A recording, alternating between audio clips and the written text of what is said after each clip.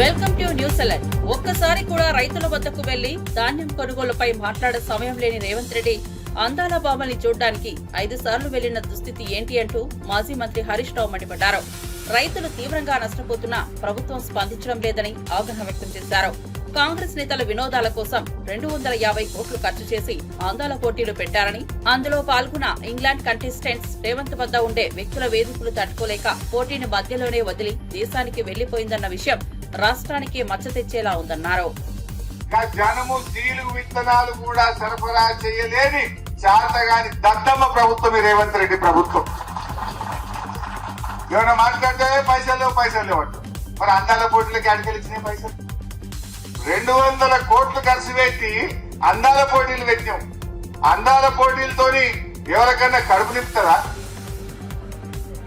ఇప్పటికి ఉన్నాయి వాటిలు. అందాల పోటీలతో ఎవరికైనా అనాపైసా సాయం జరిగిందా? వాళ్ళు ఒక ఆమె బ్రిటిష్ ఆమె, బ్రిటన్ ఆమె, ఇంగ్లాండ్ ఆమె చెప్పిపోయింది.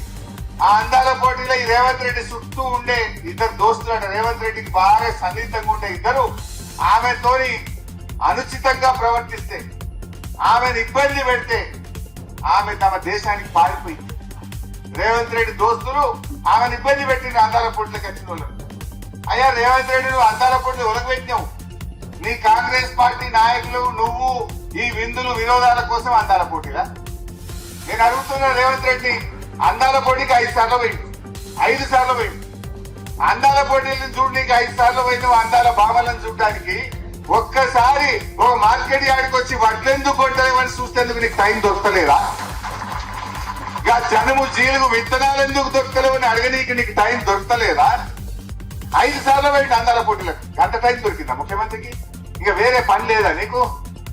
నీ దోస్తులు, నీ చుట్టుండే కాంగ్రెస్ నాయకులేమో పాపం విదేశాల నుంచి వచ్చిన మహిళల పట్ల అనుచితంగా ప్రవర్తించి ఈ దేశ గౌరవాన్ని, ఈ రాష్ట్ర గౌరవాన్ని దెబ్బతీసిండ్రు ఇవాళ ఈ కాంగ్రెస్ పార్టీ నాయకులు. ఆమె మధ్యలోనే పోటీలో నుంచి విరమించుకొని తమ దేశానికి పారిపోయిందంటే అది మనకు చెడ్డ పేరు కాదా? నువ్వు ఏం చేసినావు? మచ్చ తెచ్చినావు ఈ రాష్ట్రానికి. కడప మహానాడులో ప్రవేశపెట్టిన 6 కీలక పాలసీలు రాష్ట్ర భవిష్యత్తుకు గేమ్ చేంజర్ గా మారనున్నాయని మంత్రి పార్థసారథి అన్నారు. పేద, బడుగు వర్గాల అభ్యున్నతికి ఈ తీర్మానాలు తోడ్పడతాయని అభిప్రాయపడ్డారు. కూటమి ప్రభుత్వం అధికారంలోకి వచ్చాకే రాష్ట్ర అభివృద్ధికి బాటలు పడిందని తెలిపారు. అమరావతి, పోలవరం పనులు వేగంగా సాగుతున్నాయంటూ ముఖ్యమంత్రి రాయలసీమ అభివృద్ధికి బనకచల్ల ప్రాజెక్టుకు రూపకల్పన చేస్తున్నారని గుర్తు చేశారు. రాష్ట్ర అభివృద్ధికి అవరోధంగా వ్యవహరిస్తున్న ప్రతిపక్షం రెచ్చగొట్టే చర్యలే చేస్తోందని ధ్వజమెత్తారు. ఈ రాష్ట్రాన్ని ఏ విధంగా ముందుకు తీసుకెళ్లాలని అనేక ఆలోచన చేస్తారని చెప్పేసి మనం చేస్తాం. అమరావతి ఏదైతే రాజధాని పూర్తిగా కుడబొడిచారో గత ప్రభుత్వం, దాన్ని పట్టాలెక్కించారు. ఎప్పటికి పూర్తవుతుందో చెప్పలేను అనే పరిస్థితి నుంచి 2027 డిసెంబర్ కల్లా మేము పోలవరం ద్వారా నీళ్ళు ఇస్తామనే పరిస్థితికి తీసుకొచ్చి దాన్ని పట్టాలెక్కించారు. వృధాగా సముద్రంలో కలిసిపోతున్న గోదావరి నీళ్లు ఎవరికి ఇబ్బంది లేకుండా, ఏ రాష్ట్రానికి ఇబ్బంది లేకోకుండా ఆ నీటిని వినియోగించుకొని మొత్తం రాయలసీమని సస్యశ్యామలో చేయాలనే ఆలోచన చేయటం మంచి ఇదని చెప్పేసి నేను ఆలోచిస్తున్నాను. నెల్లూరు పట్టణాలకు కూడా మేలు జరిగే విధంగా అనేక హైవేస్ ని కనెక్ట్ చేయటం, వీటన్నిటి ద్వారా కూడా రాష్ట్రం జిఎస్డిపి ఏదైతే ఉందో అది పెరిగి అందరికీ కూడా మేలు జరుగుతుందని చెప్పేసి మనం చేస్తాం. పశ్చిమ బెంగాల్ సీఎం మమతా బెనర్జీ ముస్లిం ఓటు బ్యాంకు కోసం ఆపరేషన్ సింధూర్, వక్ఫ్ సవరణ చట్టాన్ని వ్యతిరేకిస్తున్నారని కేంద్ర హోంశాఖ మంత్రి అమిత్ షా ఆరోపించారు. బెంగాల్ పర్యటనలో భాగంగా రాజర్ఘాట్ లో సెంట్రల్ ఫోరెన్సిక్ ల్యాబ్ ను ప్రారంభించిన అనంతరం కోల్కతాలో జరిగిన బీజేపీ కార్యకర్తల సమావేశంలో ఆయన మాట్లాడారు. ముషీదాబాద్ అల్లర్ల వెనుక టీఎంసీ నేతల హస్తం ఉందని, బీఎస్ఎఫ్ బలగాలను పంపే ప్రయత్నాన్ని దీదీ సర్కార్ అడ్డుకుందని విమర్శించారు. మహిళల గౌరవాన్ని కించపరుస్తూ సింధూర్పై విమర్శలు చేయడాన్ని సమర్థించలేమన్నారు.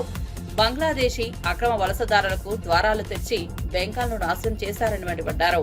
వచ్చే శాసనసభ ఎన్నికల్లో ప్రజలు దీదీకి తగిన బుద్ధి చెబుతారని జోష్యం చెప్పారు. और बंगाल के कोने कोने से आए हुए मेरे प्यारे कार्यकर्ता भाइयों बहनों, आप सभी को मेरा नमस्कार प्रणाम। सबसे पहले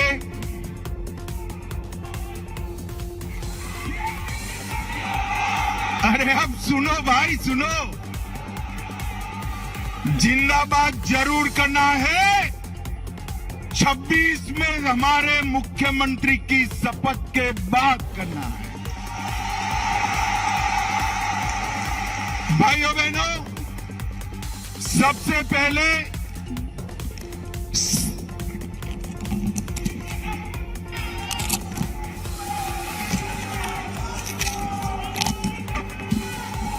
थोड़ा दूर की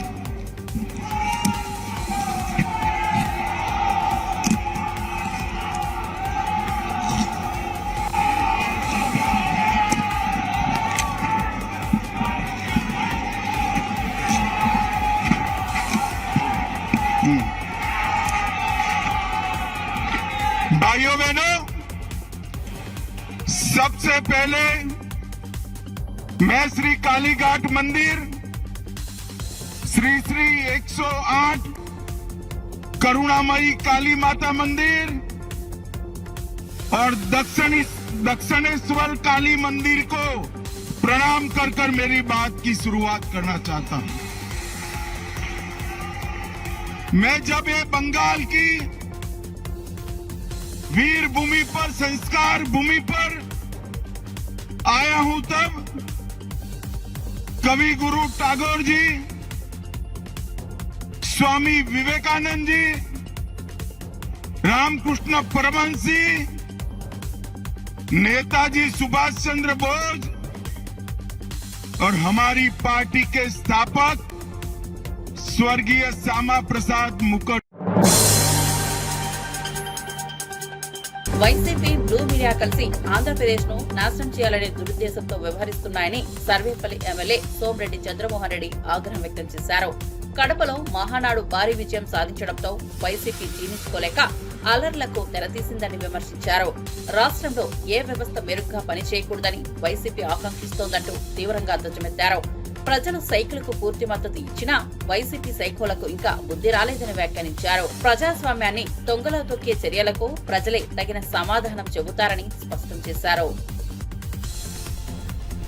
రాష్ట్రం నాశనం అయిపోవాలా, రాష్ట్రంలో ఏ డిపార్ట్మెంట్ ఏ వ్యవస్థ బాగుండకూడదు.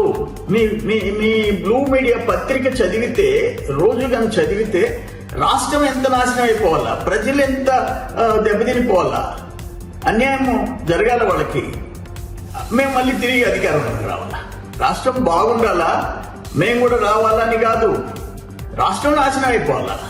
ఇటువంటి దుర్మార్గపు ఆలోచనలు ఒక రాజకీయ పార్టీకి, ఒక ముఖ్యమంత్రిగా పనిచేసినోడికి వస్తున్నాయంటే ఇంతకంటే దురదృష్టం ఇంకోటి ఉంది.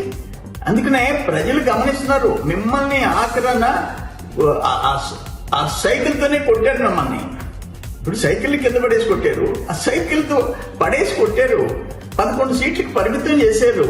నీ కడప జిల్లాలో 7 సీట్లు మేము గెలిచాం, 3 సీట్లు. అటువంటిది ఇంత సైకోలుగా మారిపోతే ఎట్టా? ఇంకా మీరు ఇంకా బుద్ధి రాదా మీకు? ఎంతమంది తప్పులు చేసిన వాళ్ళు రుజువైపోతుంది. ఒక మద్యం దగ్గర నుంచి, లిక్కర్ స్కామ్ల దగ్గర నుంచి మిగతా స్కామ్లు అన్ని బయటపడుతున్నాయి, మైనింగ్ స్కామ్లు బయటపడుతున్నాయి. వీటి సిగ్గుతో తలదించుకోవాల్సిన వాళ్ళు మీరు ఈ విధంగా ప్రవర్తించడం, రాష్ట్రం రాష్ట్రం రాష్ట్రం దెబ్బతినిపోవాలా, రాష్ట్రం బతికుండకూడదు. మీ సోషల్ మీడియా, మీ బ్లూ మీడియా దురదృష్టం ఇది.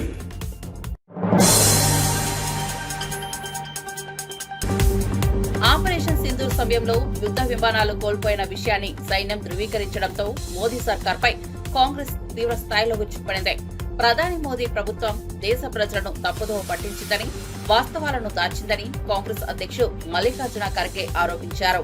దీనిపై పార్లమెంటు ప్రత్యేక సమావేశం నిర్వహించి సమగ్ర వివరణ ఇవ్వాలని డిమాండ్ చేశారు. భారత chief of defence staff general Anil Chauhan వ్యాఖ్యలపై స్పందించిన ఖర్గే, కార్గిల్ సమీక్ష తరహాలో స్వతంత్ర కమిటీతో దేశ రక్షణ సంసిద్ధతపై సమీక్ష జరపాలని సూచించారు. ನಾವೆಲ್ಲರೂ ಸೇರಿ ನಮ್ಮ ವಿರೋಧಿಗಳಿಗೆ, ನಮ್ಮ ಎನಿಮೀಸ್ಗೆ ಓಡಿಸ್ತಕ್ಕಂಥದ್ದು ಮಾಡಬೇಕು. ಅದಕ್ಕೆ ನಾನು ಪದೇ ಪದೇ ಅವ್ರು ಹೇಳಿದ್ದಕ್ಕೆ ಸ್ಟೇಟ್ಮೆಂಟ್ಗೆ ಪುನಃ ಅದಕ್ಕೆ ಪ್ರತಿಯಾಗಿ ಹೇಳ್ತಕ್ಕಂಥದ್ದು ನನಗೆ ಅಷ್ಟು ಸಮಂಜಸ ಕಾಣುತ್ತೆ. ಬಟ್ ಒಂದು ವಿನಂತಿ ಏನಂದ್ರೆ ಸರ್ಕಾರದಲ್ಲಿದ್ದವರು ಸ್ವಲ್ಪ ಬಾಯಿ ಮುಚ್ಕೊಂಡು ಇರಬೇಕು ಮತ್ತು ಮೋದಿಯವ್ರನ್ನು ಕೂಡ ಚುನಾವಣೆ ಭಾಷಣ ಬಿಟ್ಟು ದೇಶದ ಬಗ್ಗೆ ಚಿಂತನೆ ಮಾಡ್ತಕ್ಕಂಥದ್ದು ಮತ್ತು ಏನು ಘಟನೆಗಳು ನಡೆದಿವೆ ಆ ಘಟನೆಗಳ ಬಗ್ಗೆ ತಿಳ್ಕೊಂಡು ಮಾತಾಡ್ತಕ್ಕಂಥದ್ದು ಒಳ್ಳೆಯದು. ಈ ಕಡೆ ಅವರು ಒಂದ್ ಕಡೆ ಹೇಳ್ತಾರೆ ನಮ್ಮ ಡೆಲಿಗೇಷನ್ ಹೋಗಿದೆ, ಎಲ್ಲರೂ ಹೋಗಿದ್ದಾರೆ. ಬಟ್ ನೀವು ಆ ಡೆಲಿಗೇಷನ್ ಬರೋಕ್ಕಿಂತ ಮುಂಚೆ ಅವ್ರು ನಿಮ್ಮ ರಿಪೋರ್ಟ್ ತಗೊಳಕ್ಕಿಂತ ಮುಂಚೆ ಇಲ್ಲಿ ಚುನಾವಣೆ ಭಾಷಣನೇ ಮಾಡ್ಕೊಂಡು ಓಡಾಡುತ್ತೆ. ಇದು ದೇಶಕ್ಕೂ ಒಳ್ಳೆಯದಲ್ಲ ಮತ್ತು ದೇಶದಲ್ಲಿ ಇರ್ತಕ್ಕಂಥ ಎಲ್ಲ ಇದರಲ್ಲಿ ಪಕ್ಷ ಭೇದವಿಲ್ಲದೆ ನಾ ಹೇಳ್ತಾ ಇದ್ದೀನಿ, ಎಲ್ಲರೂ ಕೂಡಿ ಮೊದಲೇ ನಮ್ಮ ದುಶ್ಮನರಿಗೆ ಎನಿಮಿಗಳಿಗೆ ಎದುರಿಸ್ತಕ್ಕಂಥ ಕಡೆ ಲಕ್ಷ್ಯ ಹೆಚ್ಚಿಗೆ ಕೊಡಬೇಕು. ಮತ್ತು ಬರೀ ನಾನು ಇದು ಮಾಡೀನಿ ಅದು ಮಾಡೀನಿ ಒಬ್ರು ಹೇಳಿದ್ದಾರೆ ಅಂತ ಹೇಳಿ ప్రముఖ నటుడు రాజేంద్ర ప్రసాద్ మరోసారి తన మాటలతో వివాదంలో చిక్కుకున్నారు. ఎస్వి కృష్ణారెడ్డి జన్మదిన వేడుకల్లో పాల్గొన్న ఆయన మైక్ పట్టుకుని ఆలీపై తీవ్ర పదజాలంతో విమర్శలు గుప్పించారు. ఇది మనకు కామనే అంటూ ఆలీని ఉద్దేశించి అనుచితంగా మాట్లాడిన ఆయన సభలో చప్పట్లు కొట్టని ప్రేక్షకులపై కూడా అసహనం వ్యక్తం చేశారు. మీ అందరికీ బ్రెయిన్ పోయిందా అంటూ ధ్వజమెత్తారు. ఈ వీడియో సోషల్ మీడియాలో వైరల్ కావడంతో నెటిజన్లు తీవ్ర స్థాయిలో విమర్శిస్తున్నారు. పెద్దవాడై ఇలాంటి భాష వాడటం సరికాదంటూ ఆయన నిలదీస్తున్నారు. గతంలో డేవిడ్ వార్నర్ కు చేసిన వ్యాఖ్యల కేసు కూడా మరోసారి గుర్తు చేసుకున్నారు. వారిని మాట్లాడవలసిందిగా కోరుతున్నాను. థ్యాంక్ యూ ప్రభు. కాదురా, నేను ఎంత మిస్ అయ్యానో అంటే క్షమించాలి. ఇలా ఉంటుందని మీరందరూ వస్తున్నారని నిన్న గనక అచ్చన నీ సంగతి బయటికి వెళ్ళక చూసుకుందాం. మనం ఎప్పుడూ ఉన్నదే కదా. వీళ్ళందరి నుంచి పక్క తీసుకెళ్ళి అచ్చన నేను మళ్ళీ పైకి హలో ఆయన వేరా అలిగా ఏడు ఎక్కడ లంచాడు ఇలా మనకు అలవాటే కదా. సత్యంగా నిన్న నేను ఎన్టీఆర్ అవార్డు తీసుకోవడానికి విజయవాడ వెళ్ళాల్సి వచ్చింది. చప్పట్లు కొట్టరా? బుద్ధుందా లేదా నాకు? ఎన్టీఆర్ అవార్డు అని చప్పట్లు కొట్టరా? ఏంటి బ్రెయిన్ పోయిందా అందరికి?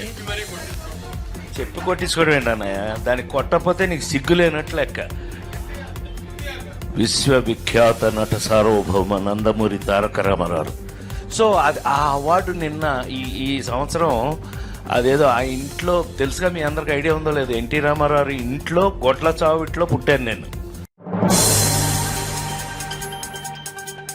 వైరవం చిత్రానికి ప్రేక్షకులు చూపిన ఆదరణ పట్ల హీరోలు బెల్లంకొండ సాయి శ్రీనివాస్, నారా రోహిత్, మంచు మనోజ్ హర్షం వ్యక్తం చేశారు.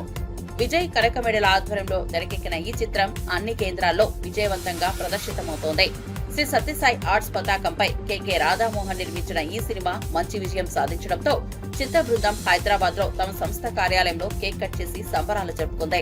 తమపై విశ్వాసం పెట్టి ప్రేమగా ఆదరిస్తున్న ప్రేక్షకులకు కృతజ్ఞతలు తెలుపుతూ ఈ సినిమా ఒక మంచి జ్ఞాపకంగా నిలిచిపోతోందన్నారు. భైరవం విజయంతో చిత్ర బృందం ఉత్సాహంగా ఉంది.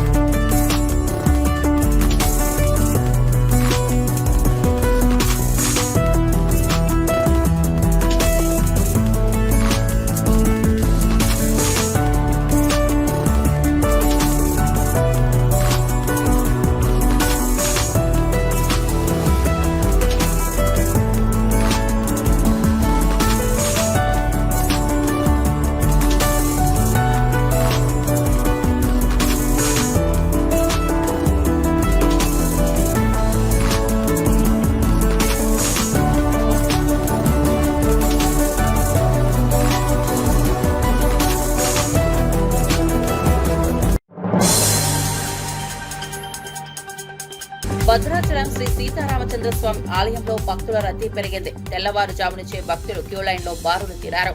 అర్చకులు శ్రీ సీతాలక్ష్మణ సమేత రామచంద్ర స్వామి మూలవరులకు అభిషేకాలతో పాటు బంగారు పుష్పాలతో అర్చన నిర్వహించారు. ఆలయ ప్రాంగణమంతా శ్రీరామ నామస్మరణలతో మారుమోగిపోయింది. స్వామి ప్రత్యేక దర్శనానికి 2 గంటలు, సర్వదర్శనానికి 3 గంటల సమయం పడుతోంది. అధిక సంఖ్యలో భక్తులు తరలివచ్చిన నేపథ్యంలో అధికారులు ఏర్పాట్లను పగడ్బందీగా నిర్వహిస్తున్నారు.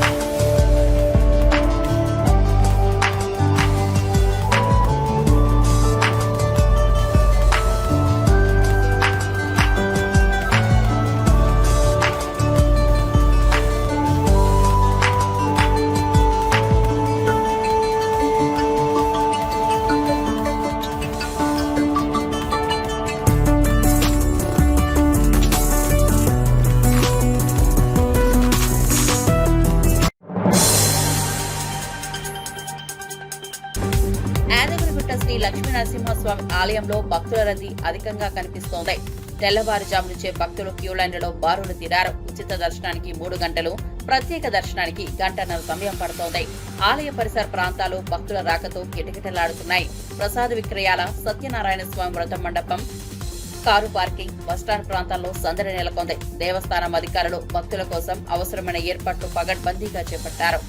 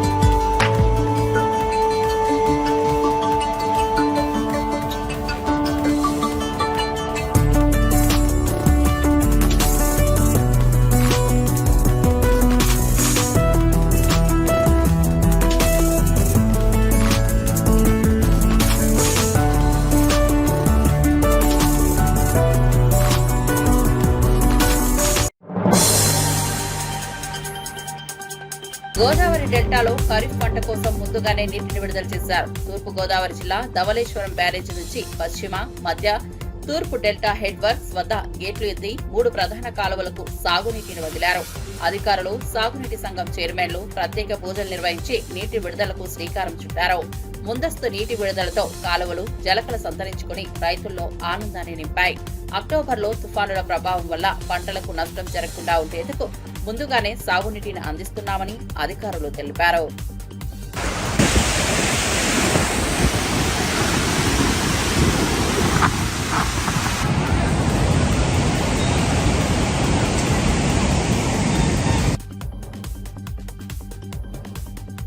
గోదారమ్మ తల్లికి ప్రత్యేక పూజలు నిర్వహించి తూర్పు డెల్టా పరిధిలో ఉన్న 3 లక్షల ఎకరాలకు సాగునీరు విడుదల చేశాము. ఈరోజు 500 క్యూసెక్కుల నీటిని తూర్పు డెల్టాకు విడుదల చేయడం జరిగింది. అలాగే రైతులు దమ్ము చేసుకునే సమయానికి అవసరాన్ని బట్టి డిశ్చార్జ్ కెపాసిటీని పెంచుకుంటూ ప్రతి ఎకరానికి కూడా నీరు అందే విధంగా ప్రణాళికను రూపొందించాము. ప్రతి చివరి ఎకరానికి కూడా నీరు అందేలాగా మనం ఏర్పాట్లు చేశాము. ఇక్కడ ఈ రోజునే మనం విడుదల చేయడానికి కారణం ఏంటంటే మనకి అక్టోబర్ నెలలో వచ్చే తుఫాన్ నుంచి మనం పంటని కాపాడాలి, మొదటి పంటని కాపాడాలనే ఉద్దేశంతో ఏంటంటే కలెక్టర్ గారు కూడా చెప్పారు, మీరు జూన్ 1వ తారీఖు చేసి నీటిని విడుదల చేయండి అని చెప్పని అన్నారు. అలా అయితే మన తుఫాన్లు వీటి నుంచి మనల్ని పంటలను కాపాడుకోవడానికి వస్తానన్నారు. అందుకని ఈ రోజున మనం ఈ కార్యక్రమం చేస్తున్నామండి. ప్రతి ఎకరా కూడా నీరు అందించి తర్వాత రైతులని వాళ్ళందరినీ సుఖ సంతోషాలతో ఉండాలని కోరుకుంటూ సెలవు తీసుకుంటున్నాను.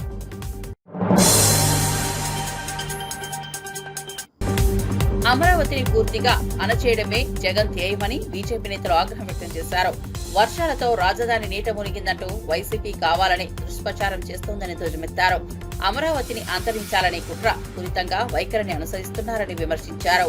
రాజధాని నిర్మాణంపై ప్రధాని మోదీ, మాజీ సీఎం చంద్రబాబు కృత నిశ్చయంతో ఉన్నారని, రాష్ట్ర అభివృద్ధికి అమరావతి హక్కుగా నిలవాలని బీజేపీ రాష్ట్ర మీడియా ఇన్ఛార్జ్ పాతూరి నాగభూషణం స్పష్టం చేశారు.